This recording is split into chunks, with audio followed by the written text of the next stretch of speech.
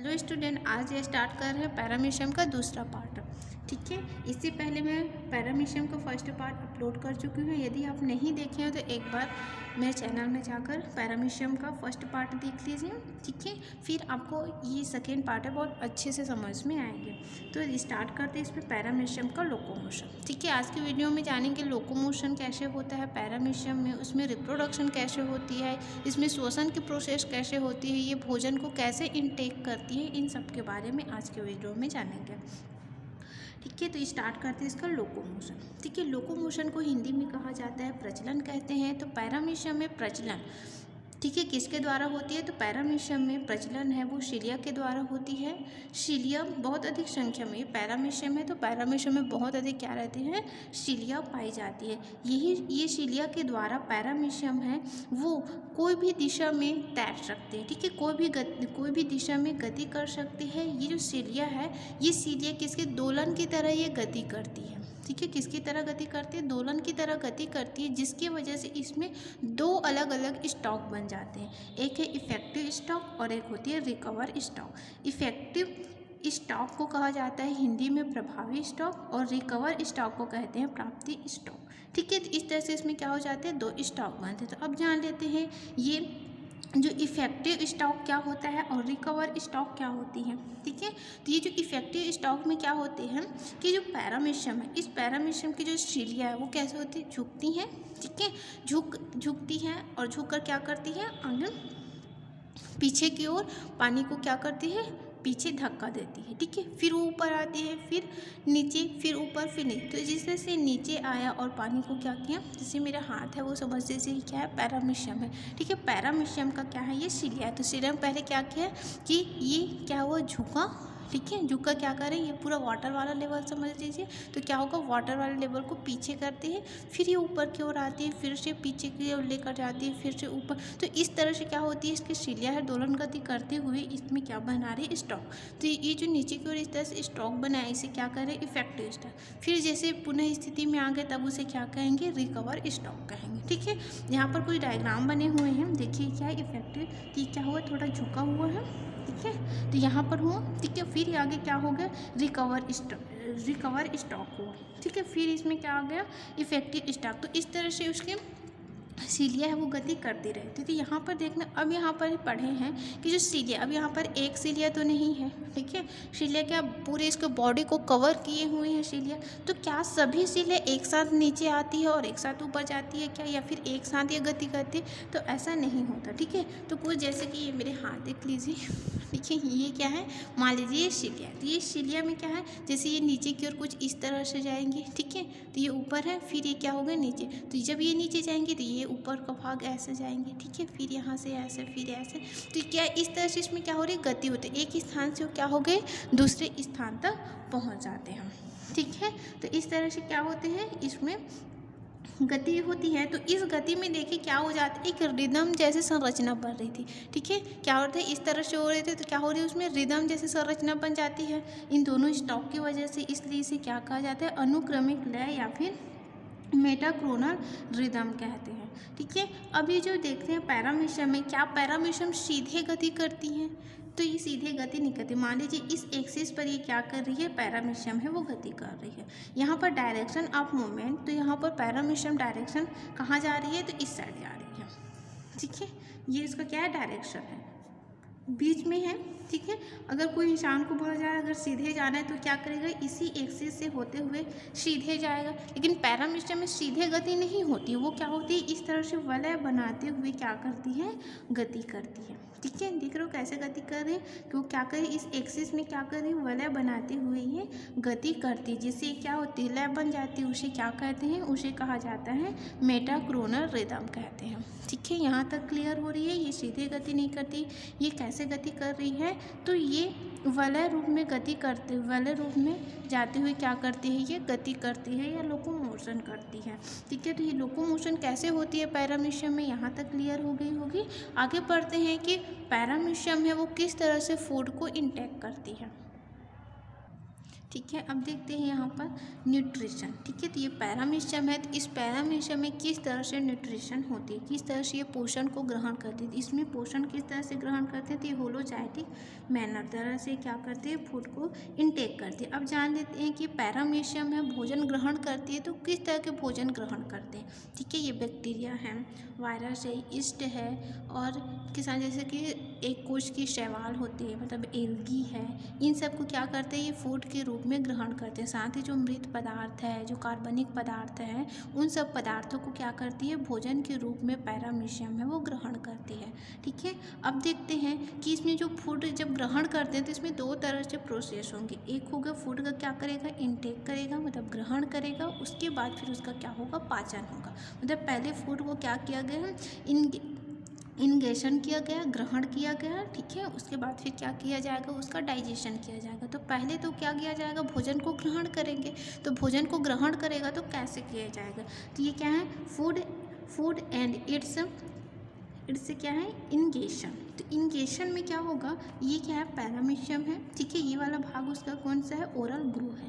ठीक है, तो ओरल ग्रू ये रहता कहाँ पर है, तो पानी में रहती है। तो पानी में तेज़ बहाव आती है। ठीक है, तेज़ बहाव के साथ जितने भी पार्टिकल है या फिर वायरस है, बैक्टीरिया है, ईस्ट है, वो तेज़ बहाव के साथ कहाँ पर, तो इसके जो ओरल ग्रू वाला पार्ट है ये भी क्या रहती है, सीलियरी रहती है। ठीक है, सीलियर से पूरी ढकी हुई रहती है, ये इसका मुख्य कैरेक्टर होती है। तो ये सीलिया के द्वारा क्या है, घिरी हुई है।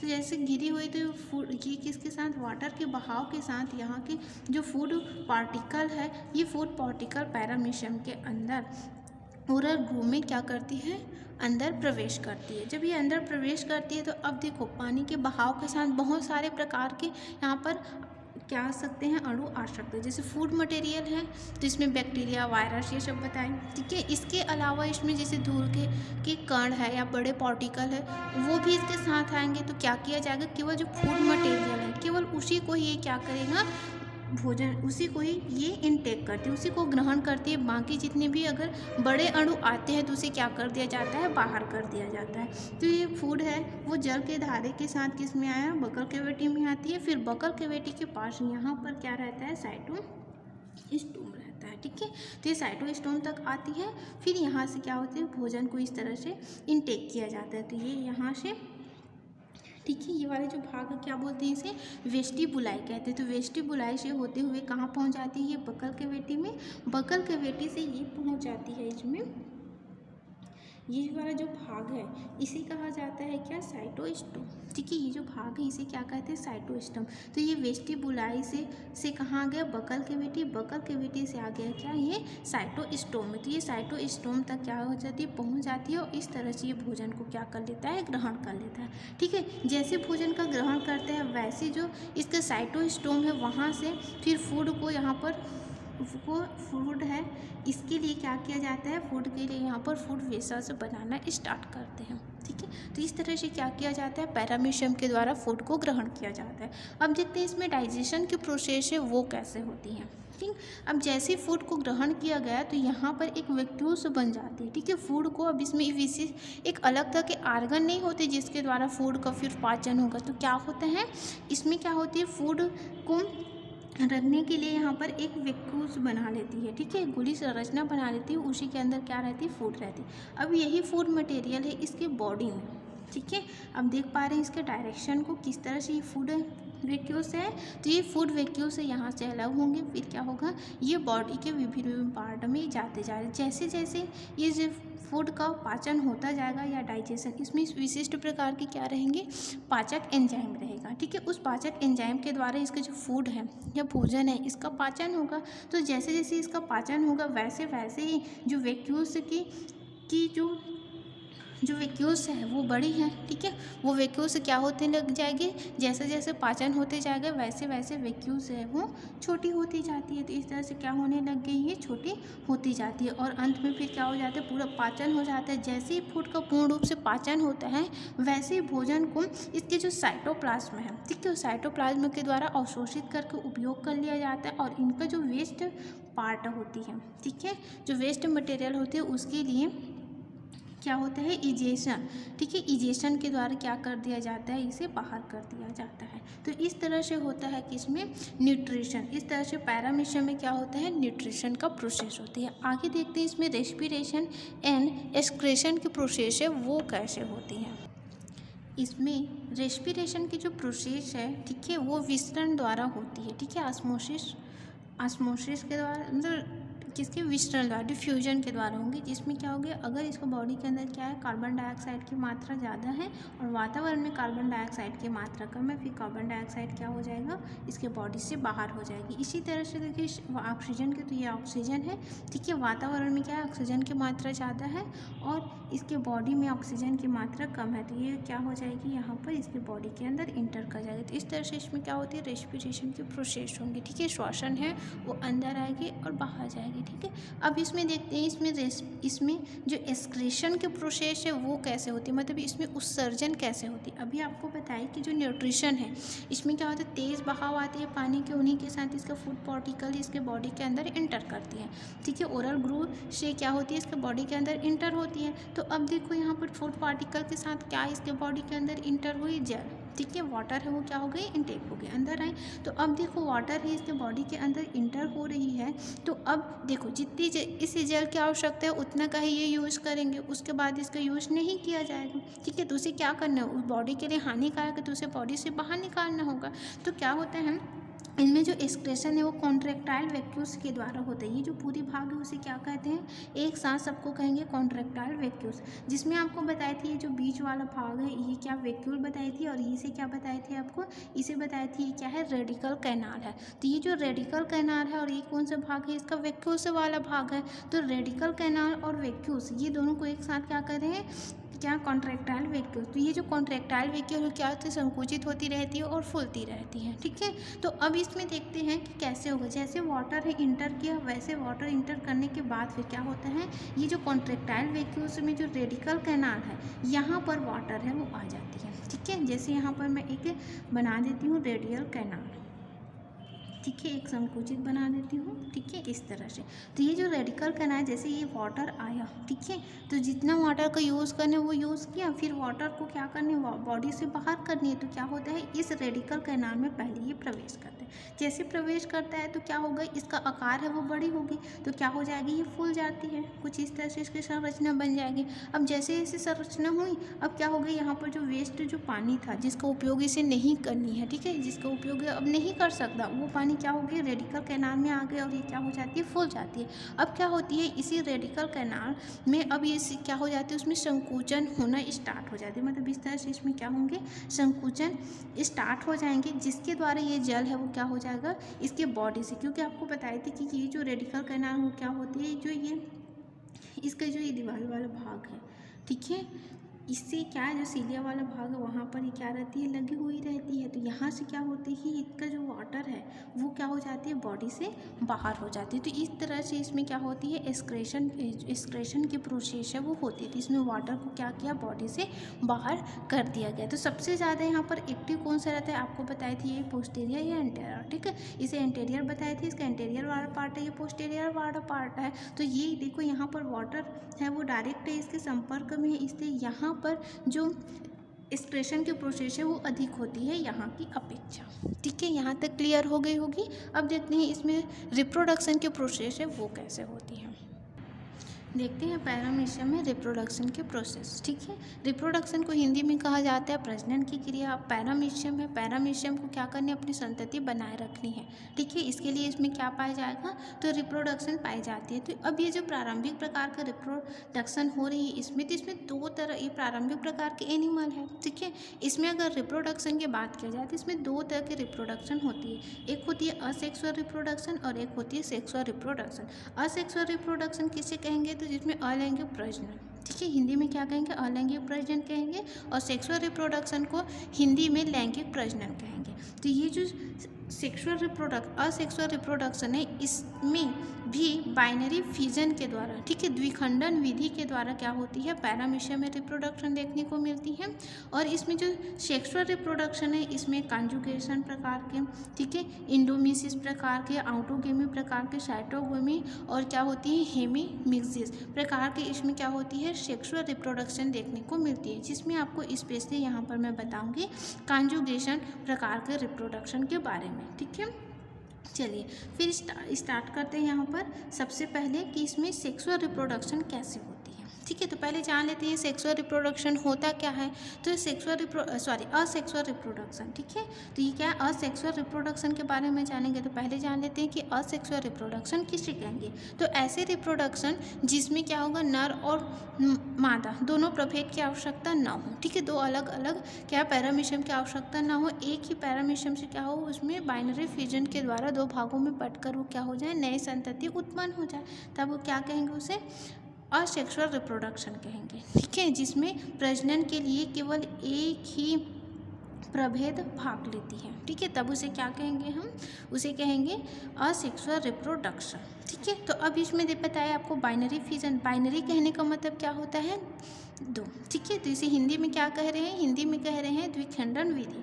तो द्विखंडन विधि के द्वारा किस तरह से पैरामीशियम का एक पैरामीशियम से दो नया पैरामीशियम बन रही है, या किस तरह से इसमें रिप्रोडक्शन होती है, उसके बारे में जानते हैं। तो ये जो बाइनरी फ्यूजन है, इसमें क्या होती है कि ये जो प्रोसेस है बाइनरी फ्यूजन के द्वारा पैरामीशियम में रिप्रोडक्शन की प्रोसेस है, वो 2 घंटे में कंप्लीट हो जाती है। ठीक है, कितने घंटे में, 2 घंटे में ही ये कंप्लीट हो जाती है। अब देखते हैं कि पैरामीशियम में किस तरह से इसकी प्रोसेस हो रही है। तो ये है एक पैरामीशियम। ठीक है, ये इसका कॉन्ट्रैक्टाइल वैक्यूल्स है। ठीक है, ये माइक्रोन्यूक्लियस है, और ये छोटा सा दिखाई दे रहे हैं। ठीक है, माइक्रोन्यूक्लियस, ये क्या है, इसका ओरल ग्रुप है। तो यहाँ पर स्पेसीज सबसे पहले इसमें विभाजन होगा, किसमें विभाजन होगा, तो इसके जो माइक्रोन्यूक्लियस है उसमें पहले विभाजन होगा, फिर उसमें विभाजन होगी किसकी, मैक्रोन्यूक्लियस की। तो यहाँ पर विभाजन होगा, तो स्पेशली इसके न्यूक्लियस में विभाजन सबसे पहले देखने को मिलेंगे। ठीक है, उसके बाद फिर क्या होगा, इसका साइटोप्लाज्म में, फिर पूरे इसके आर्गन का। तो चलिए देखते हैं। तो ये है पैरामीशियम। ठीक है, अब पैरामीशियम में क्या होती है, इसके जो माइक्रोन्यूक्लियस है ये क्या हो जाती है, इसमें 2 विभाजन हो जाता है। ठीक है, 2 इसमें कैसा श्रमसूत्री विभाजन हो जाती है, जैसे ही विभाजित होती है। ठीक है, माइटोसिस डिवीजन हुआ, तो जैसे इसमें विभाजन, तो ये क्या हो गया, 1 से 2 हो गए।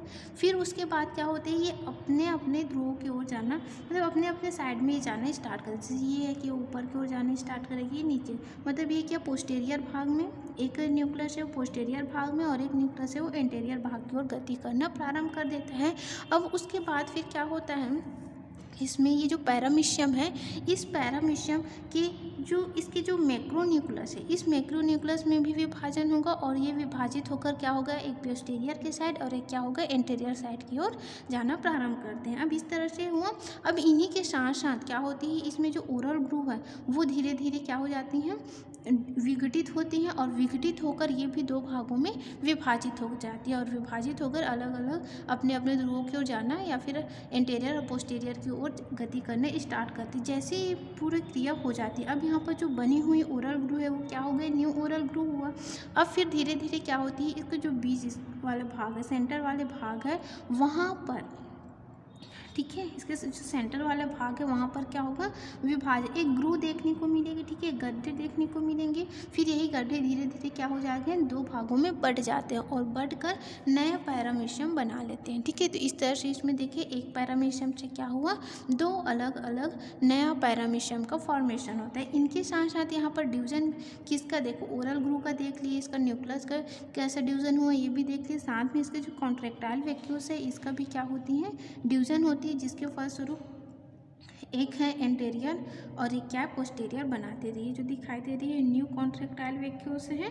ठीक है, तो यहाँ पर देखिए ये इसका जो कॉन्ट्रैक्टाइल वैक्यूल्स है, तो यहाँ पर ये क्या है, इसका कॉन्ट्रैक्टाइल वैक्यूल्स है वो बन जाते हैं। ठीक है, तो इस तरह से देखिए कि पैरामीशियम में क्या हुआ, पैरामीशियम में किस तरह से सेक्सुअल रिप्रोडक्शन हुआ। तो बाइनरी फ्यूजन, तो बाइनरी मतलब आपको बताया कि क्या द्विखंडन विधि। तो द्विखंडन में क्या हुआ, एक जो पैरामीशियम है, देखो यहाँ पर एक पैरामीशियम है वो कितने 2 न्यू पैरामीशियम बनाए। ठीक है, 2 खंड, ये 2 खंड में विभाजित होकर क्या बनाए, 2 नए तरह के पैरामीशियम बना लेते। इस तरह से इसमें क्या होती है, पैरामीशियम में असेक्सुअल रिप्रोडक्शन देखने को मिलती है। ठीक है, तो यहाँ पर 2 न्यू पैरामीशियम प्राप्त हो गए, या फिर इसे आप डॉटर पैरामीशियम भी कह सकते हैं। अब देखते हैं कि इसमें सेक्सुअल रिप्रोडक्शन है वो कैसे होता है। स्टार्ट करते हैं इसका सेक्सुअल रिप्रोडक्शन। ठीक है, सेक्सुअल रिप्रोडक्शन में क्या होगा, दो अलग अलग प्रभेदों की आवश्यकता होगी। ठीक है, और उससे जो न्यू डाटर प्राप्त होंगे उसे क्या कहेंगे, अब उस तरह के जो रिप्रोडक्शन होंगे उसे क्या कहेंगे, सेक्सुअल रिप्रोडक्शन कहेंगे। अब जो सेक्सुअल रिप्रोडक्शन में आपको बताया कि स्पेशली यहाँ पर बताऊँगी किसके बारे में, तो कॉन्जुगेशन रिप्रोडक्शन के बारे में बताऊँगी। तो अब ये जो कॉन्जुगेशन है वो कैसे होंगे ये देखते हैं। इसके लिए क्या होता है, दो अलग अलग पैरामीशियम होते हैं। ठीक है, अब ये दो अलग अलग पैरामीशियम हैं जो किस में भाग ले रहे हैं, तो कॉन्जुगेशन की क्रिया में भाग ले रहे हैं।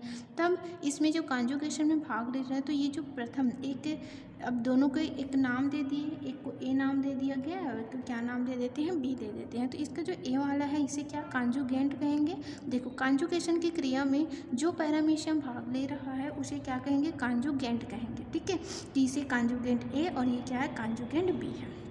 ठीक है, अभी जो दोनों कॉन्जुगेंट हैं ए और बी, ये दोनों पहले क्या होंगे, तैरते हुए पहले क्या होंगे, दोनों आपस में पास पास आएंगे। ठीक है, और पास पास आकर क्या हो जाएंगे, जो इसका ओरल ग्रूव वाला भाग है उससे ये दोनों आपस में चिपक जाएंगे।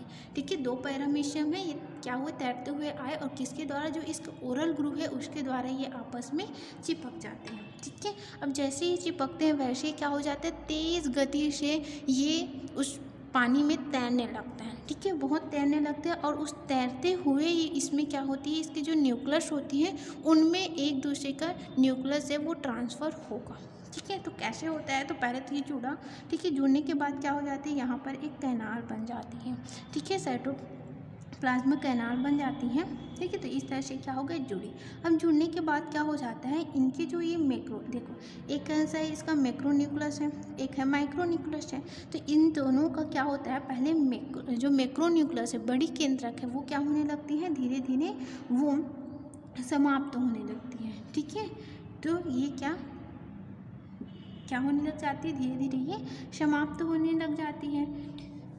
ठीक है, डिग्रेड होने लग जाती है और इसके जो छोटा न्यूक्लियस है, ठीक है, माइक्रो न्यूक्लियस है, वो क्या हो जाती है, इसमें विभाजन होता है और विभाजित होकर ये टू डॉटर माइक्रो न्यूक्लियस बना लेते हैं। ये मैक्रो न्यूक्लियस है, ठीक है, ये माइक्रो न्यूक्लियस है।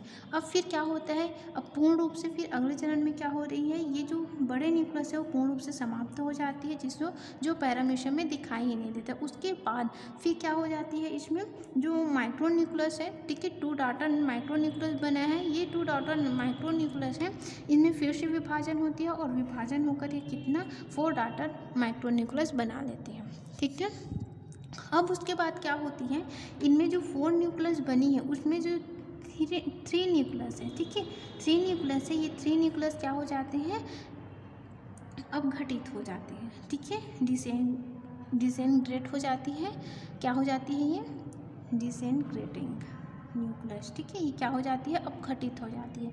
ठीक है, अब अपघटित होने के बाद बचा कितना, तो केवल एक ही न्यूक्लियस बच जाती है। अब ये जो एक न्यूक्लियस बची है इसमें भी फिर से विभाजन होगा, तो कैसा विभाजन होता है, असमान विभाजन होता है, जिसमें असमान विभाजन में क्या होती है, एक बड़ी न्यूक्लियस बनाती है और एक छोटी न्यूक्लियस, मतलब एक मैक्रो न्यूक्लियस है और एक कैसा है, इसका मेगा न्यूक्लियस है। ठीक है, अब इसका जो मैक्रो न्यूक्लियस और मेगा न्यूक्लियस है, इसमें जो माइक्रो न्यूक्लियस है, ठीक है, ये माइक्रो न्यूक्लियस है वो क्या हो जाती है, एक्सचेंज हो जाती है। ठीक है, तो जो इनका जो कॉन्जुगेंट ए है उनका माइक्रो न्यूक्लियस है वो कॉन्जुगेंट बी में, और बी का जो माइक्रो न्यूक्लियस है वो कॉन्जुगेंट ए में चला जाता है। तो इस तरह से क्या हो जाता है, ये चेंज हो जाती है। ठीक है, अब इसमें क्या होती है, जो बड़ी न्यूक्लियस है इसे क्या कहते हैं, स्टेंटनरी क्या है, गैमेट न्यूक्लियस है। ठीक है, और ये जो छोटा उसे क्या कहेंगे, माइग्रेटरी मतलब ये क्या कर रही, गति कर रही है, एक स्थान से दूसरे स्थान में जा रही है, इसे क्या बोल रही है, इसे माइग्रेटरी क्या है, माइग्रेटरी गैमेट न्यूक्लियस कह रहे हैं। ठीक है, यहाँ तक क्लियर हो गई होगी।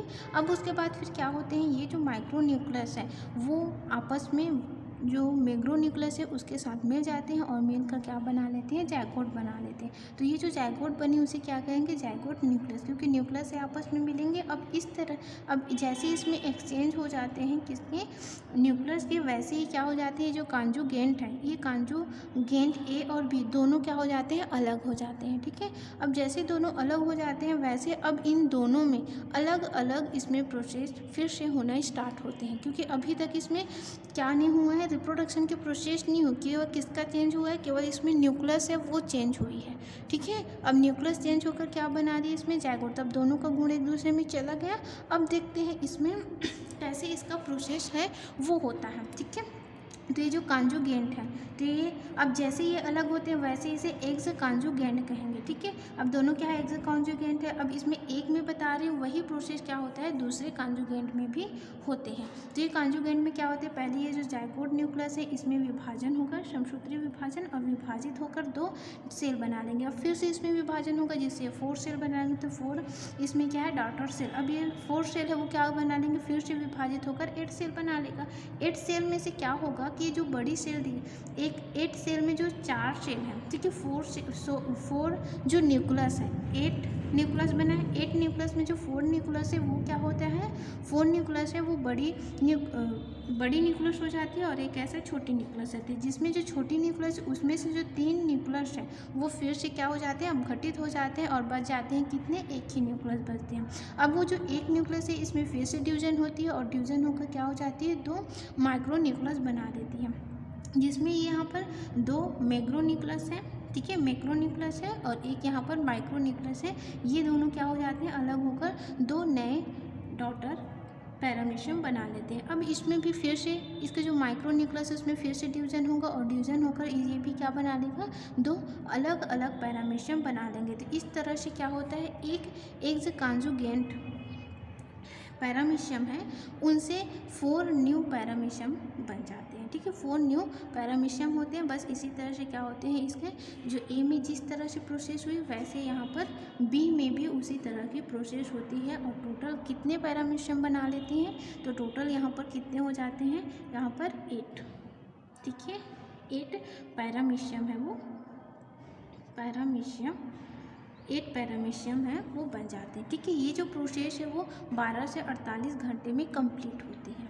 ठीक है, कितने टाइम में, तो 12 से 28 घंटे में ये पूर्ण रूप से कंप्लीट हो जाती है। तो इस तरह से पैरामीशियम है, ठीक है, जिसमें पैरामीशियम में सेक्सुअल रिप्रोडक्शन देखने को मिलती है। अब यहाँ पर देखिए कि इसमें 2 तरह की रिप्रोडक्शन हो रही है।